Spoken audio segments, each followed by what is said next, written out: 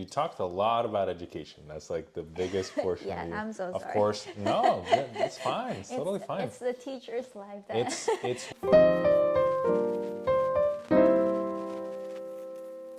Hello, everyone. Welcome back to Luis Discusses Everything. And today we're going to discuss life in China.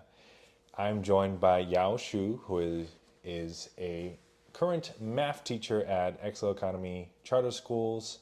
She holds an MA in Curriculum and Instruction from the University of Florida, and she's here to share her story and tell us a bit more about the topic that we have at hand. Thank you for joining the channel. Thank you for having me. So today I kind of wanted to dig into like different sorts of topics, right? First want to hear your story, and then kind of like dig down into like specific topics of day-to-day life in China, contrast that to the US where we both live, Right. and just tell it from your perspective. Tell us first a little bit about you. So I was born in the 90s, born and raised in mainland China. Didn't come to United States until I was 22, 23-ish. I pretty much complete my whole education from elementary school to high school, and also like 2-3 years in college in mainland China. And my last year of my college life was being an international exchange student to University of Florida. And I spent 2 years in the grad school, completed my MA degree, and I started becoming a teacher in Florida for 4 years. And last year I just decided I want to see more of America, so I moved up to Massachusetts. I chose Boston because I always heard Boston have a really good education system here. Yeah. So here I am. So you mentioned that you arrived to the U.S. around 21. 20, I don't even remember. Like when I was the third year in college. When I finished my third year in college, my fourth year is here in the United States. Oh, so you were like a transfer, like a college transfer. Yes. And how was that experience? Like of like just having to like transfer, knowing that two different systems, two different countries. How was that? Oh, it was like a whole world. Like, I don't know, like personal life is like drastically changed because none of my friends are here. I don't know anybody in America. And it was like a whole new world to me. And plus the college feels a lot different from what I have experienced in China. No. For example, like the curriculum and syllabus system, how they grade the students, how credit works, it's all completely different. Wow. So it's like adjusting to a whole new world. Yeah. How are like some of those changes? Like I can empathize with you a little bit in the sense that like in my case, for the viewers, I come from Puerto Rico. It is a U.S. territory, but you'd be surprised as to like so many of the differences. Like the first language being Spanish, even though it's like U.S. accredited institutions, there's still like layers to like go over, even though it's the same system. Right. But there's kind of like a added layer of discrimination that adds barriers to it. I wonder if that's a similar circumstance. I wouldn't say it's a barrier, but it's definitely like something you have to overcome in terms of, for example, language. Even though we took English class since first grade, it's still different from like the day-to-day English we expected. Also, in terms of like college life, now you have to like find a housing outside of the campus, which is very rare for a Chinese student to like experience in mainland China, where the college always gave you a dorm to live in with your roommates who are usually the same major as you. It doesn't feel a lot different from like, you know, a boarding school in high school. Like you're just like classmates and you live together and you're very close to each other. Versus in America, you have to find apartment outside of the campus. You have to take care of utility everything, the property, you have to make sure the lawn is taken care of, Yeah. everything's clean, and you also need to manage like your relationship between you and your roommate, who are total strangers at start. Yeah. So it took me a long time to adjust. I will say at least imagine. like half a year to a year to like really merge into American culture and American college culture. And besides what I mentioned about like the credit system, I mean, in Chinese colleges we also have credits, but it was more like a set. Like if you are coming to take this major, you're going to complete this many credits, and all the courses already laid out for you. So starting from your freshman year, your professors or the teachers in your department already have a pathway for you. Versus in America, even though I didn't experience the first, second, third year in college, but I saw the other students have the freedom of like exploring all the different subjects and jumping over from one major to another major, or even taking one minor in their college career. I know that those also exist in Chinese college, but not so common. Yeah. Usually just like you take a major, here is your pathway, finish all these 4 years of course, boom, you got your degree. There you go. Yeah. In America, I feel like, oh, this is really nice that you get to explore a little bit and like go down the path that you like. Oh wow. So it's like, so there's a measure of like freedom.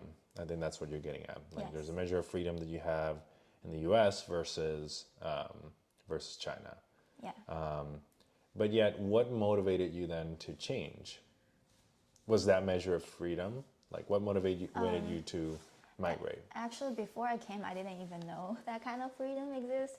What I was really passionate back then was I was majored in elementary English education, so I was planning to become an English teacher in elementary level in mainland China. So I was like, okay, if I can go to an American college and maybe study there for a couple years, may be able to like sharpen my English skills, also get to learn more like educational theories from the Western perspectives of education, like theories and ideologies. So that was my major motive to come here. But after that, I was like, oh, actually, you know what? It is more than I expected. Yeah. Yeah. So, Like in what way? in a very positive way. Like I not only learned the things I wanted to learn, but also learned about like American culture and American lives, and also like how like different it was, how different than I expected before I come. Okay. Overall, it's very positive, and I don't regret any of it. Like the changing and whatnot. It's interesting.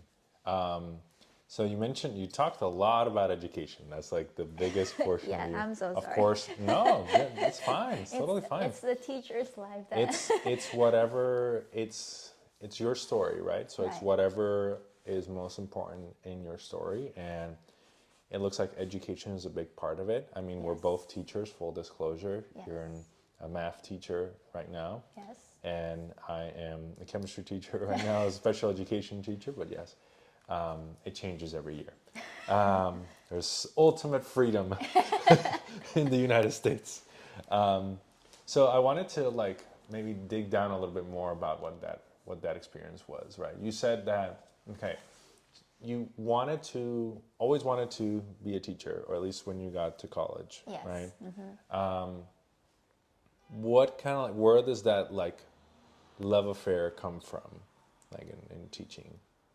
Level of like passion. Level of passion, yes. It's hard to really think deeply Pinpoint about it, yeah. Like I remember when I was in elementary school, when they're like writing like a short paragraph, like first grade, like teacher asking, what do you want to do when you grow up? And I can remember I said I want to become a teacher because from like a first grader's perspective, teacher are the authorities. Everyone have to expect the teacher. Respect the teacher. Yes, as it should be. No, Yeah, yes. and you assign homework to the students, which students were like, fear about Yes. homework. And you give them grades. I feel like, teacher is a figure of power, and I want to be that kind of powerful person. Oh, But you as I grow won the up, power, well, the control. yeah, I mean, at least like, I grew up in the 90s, which China was still like going through a drastic change in terms of economic change. People are getting a little bit wealthier than the 60s and 70s. Also, like the culture is changing because of the policy change. People can like have imported goodies from overseas and imported movies, TVs and stuff. So this is like the 90s, like a drastic change. But at the same time, in school, it is still very traditional, where teachers are like high power authority, and students should always obey the teachers. That's where I grow up with. But when I get to like middle school and high school, it was like early 2000s. That era of time, you start to become a teenager. You kind of start to like doubt everything. Yeah. To me, during that time, I don't feel like becoming a teacher anymore. I was like, I have to deal with all kind of dramas of the teenagers. But however, when I was like in high school, starting to thinking about my college and my profession in the future, I feel like I still have the heart of becoming a teacher because of all the good teachers I had in the past, from elementary school to middle school to high school, especially in high school, where, I don't know, that was an era of time I'm start to grow my self-esteem. And that was a rough time for me in high school because I wasn't very advanced in terms of academic achievements. But I'm so lucky to have really good teachers to guide me through the 3 years. If you don't know, like Chinese high schools are very competitive because we are pushing the kids to the college track. Yeah, tell us about that. And so like everything is ranked. You take a test, it is ranked. They will tell you ranked 15 in terms of a whole class of 50. Wow. Or you ranked 35 in the frame of a class of 50 or something like that. And they will notify your parents, and your parents will know, you're in the mid tier, you're at the and like lower the tier. lower tier. It was very stressful. But the end goal is to prepare you for college. So I was under a lot of pressure because I struggle with time management. I always don't have enough time to finish my homework. Struggle with sleeping because I do my homework till like 2 a.m. and I have to get up at 5 a.m. Wow, that was very rough 3 years, but I feel like it turned out okay for me because I learned the lesson of like, self-discipline. You have to like refrain from all the entertainment you would desire if you want to have a better score on your test and things like that. At the same time, I also grew love of teaching from my teachers because they show empathy, they show understanding, they see you struggle, and they will reach down to you and say, hey, that's okay. And they are very practical. They're like, I know like right now everything you worry about is score and like getting to college, but you know what, life is not all about college. I don't think a lot of like Chinese high school teachers will tell their kids that. Yeah. But I was fortunate to have teachers like that to tell me like, hey, college is a big thing, but it's not everything. Yeah. I really needed that kind of person in my life during that time because my parents didn't go to college. They really, really want me to go to college. Wow. So yeah, that's when I decided, oh wow, becoming a teacher can really change a young person's life and maybe potentially change the family and beyond. And the more I get into teaching career, the more I feel about my responsibilities and my influence on the next generation. And Yeah. I feel like this is a really, really great profession. That's what you mean by power. Power Not and power, influence not over control, that. not influence, control, but really like to sculpture a soul. Shape the lives of those Yeah, students. shape the life and give them a different perspective of meanings in life. Yeah. I actually have two friends who went to live to China, and they're both Puerto Ricans. They both like learned Mandarin in same university I went to, University of Puerto Rico, and there was just one Chinese teacher there, and they were the only two students who wanted to learn Mandarin. That class, her employment relied on those two students, but they were so motivated. They even wanted they even made her do like more advanced courses of Mandarin so they could really, really learn the language. And then they traveled to region where Shanghai is. It's not Shanghai where they were stationed in, but a city that was in the same province, Probably closer to like around where my hometown is, probably. maybe, yeah. I don't remember quite the name, but one of them has their own business over there. He stayed over there. And the other one hated the Chinese system, so he went to, now lives in Brazil. Oh, I think he lives in Minas Gerais, which is like somewhere in the rural side of Brazil.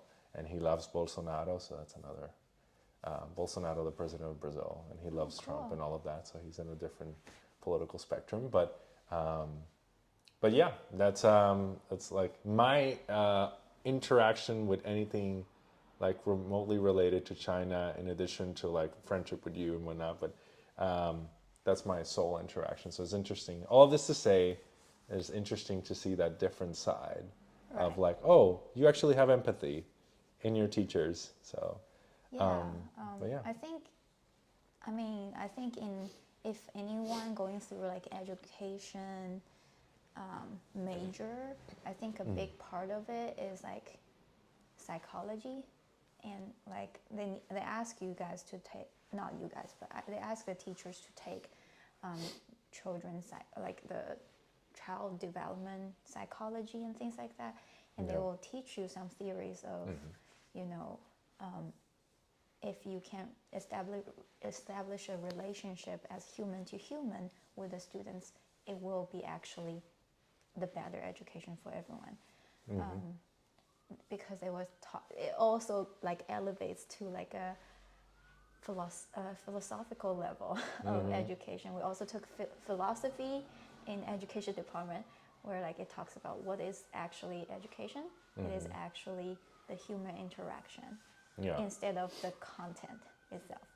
So I thought that was very interesting. So getting to the essence of it, being a teacher is actually just teaching how to become a human, like a very humane aspect of it, than becoming like engineers or mathematicians or scientists or doctor. That's what I'm thinking, like what education really is. Wow. Education is becoming a human. You heard it here, folks. Okay, so I want to move on to like maybe other experiences that you had. So when I was a kid, there was not a lot of access to a lot of stuff nowadays. Like the economy definitely grows like exponentially.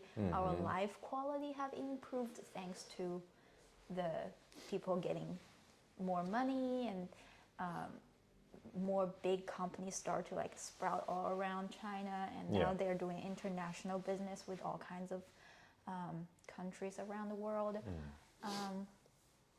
It is like growing up in that kind of time frame. I do feel like China is a very strong, growing, powerful economic giant in the world, and I also have faith in it that it will keep growing. Okay. How was like day to day? Like you said your mom, I think off camera, you said your mom kind of like worked in a factory. Oh yeah. Okay, how was that? So that was like from 90s to maybe early 2000s when I was still in elementary school. My mom's generation was like around, they were born in the 60s, starting to work in the 80s. Yeah. So back then when I was growing up, it was very, how do you say it? Like, my parents are not like rich or anything. We're just like mid.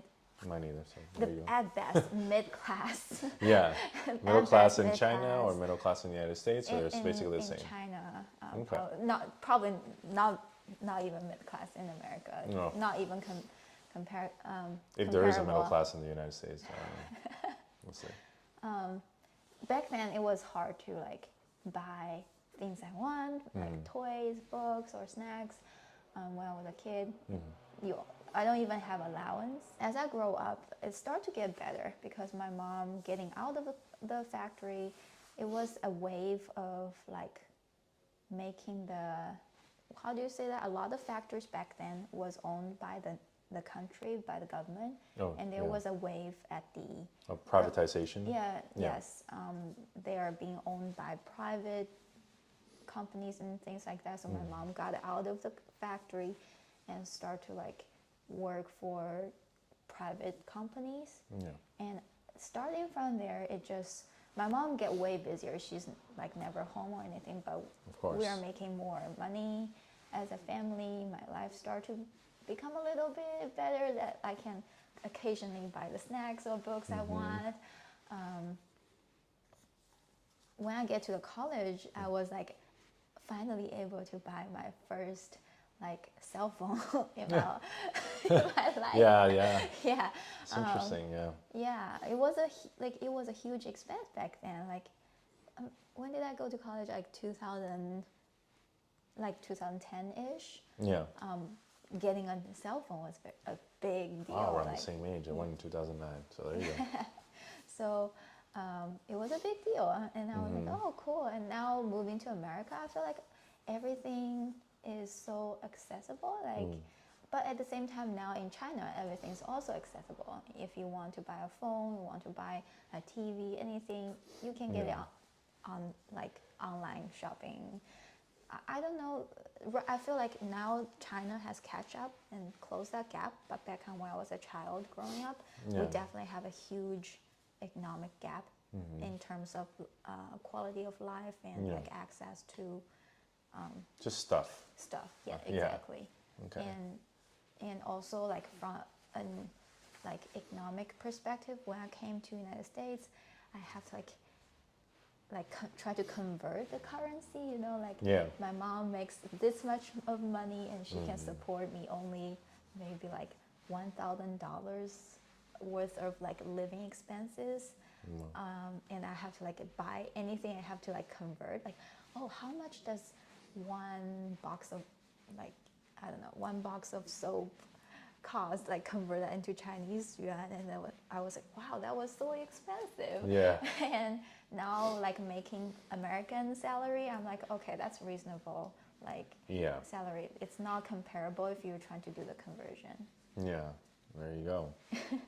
What are some things like, you kind of like digged into a couple of things there. You even mentioned a little bit of wealth inequality and whatnot. Right. Do you notice like a big gap between those who make a lot of money and those who don't? Before I left, I do feel there is a big gap between the rich and the poor. But also, when I was in Florida starting teaching, I was teaching in the like second poorest county in Florida. Yeah. And I also noticed the huge gap. I feel like they are almost, actually, I feel like the gap in China is bigger than the gap in America. But at the same time, I feel like in China, if you're a poor person in America, if you want to raise in the social class, Yeah. through the education system, it might not be comparable as easy as it is in China. I don't know if that makes sense. No, it does. It does. That means that it's like there are more opportunities for social mobility in China versus the United States, and I would agree with that. There are so many barriers in the United States to that because of the monopolization of the economy. It's almost like the government in the United States answers to companies rather than the other way around. And I mean, that's my observation. But again, this whole video is based on your perception, not necessarily Right. anecdotal It might not be perception, true. right? Yeah. I guess I have one last question, whatever you want to add.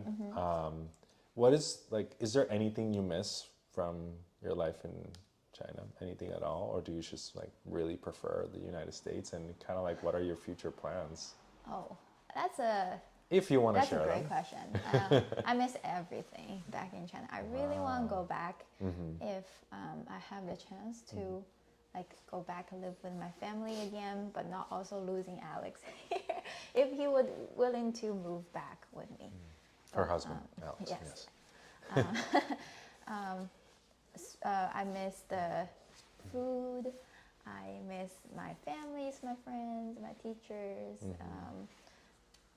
I also feel like with the experience in America, if I can take what I learned and return it back to my community, that would be great. I really want to do that one day. Wow. Yeah. Yeah, I agree with that. I think I would also like to do the same, but yes. Okay, I think that's all I have for you in terms of Louise. question. Thank you. And thank you everyone for watching. Please leave a like, subscribe to the channel, share this video with your friends, and I'll see you all in the next one. Bye-bye. Bye.